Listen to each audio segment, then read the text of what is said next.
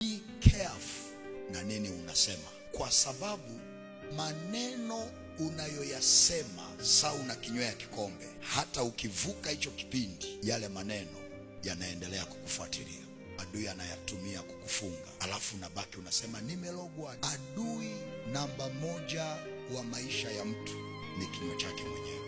Adui namba moja wa maendeleo yako ni kinywa chako, kwa sababu Biblia inasema hivi, katika ulimi wako kuna nguvu ya mauti na kuna nguvu ya uzima. Biblia inasema yeye aupendaye ulimi atakula matunda yake. Kuna watu wengi ambao tumeyaharibu maisha yetu kwa sababu ya maneno tunayojitamkia.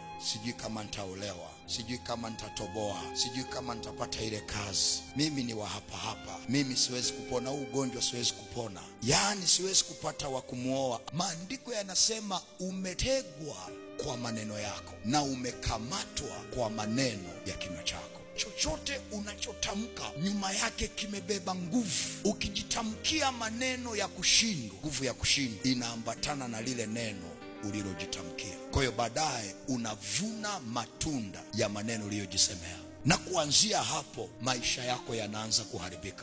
Kuanzia leo, badilisha unachosema ili ubadilishe maisha yako. Hata kama unaona giza, we sema tu let there be light. Hata kama hauoni njia, we tamka tu, imeandikwa Bwana atafanya njia mahali pasipo na njia. Leo nakuombea kila maneno uliyowahi kujitamkia yanayokwamisha maisha yako leo yafutike kwa jina la Yesu Kristo wa Nazareti.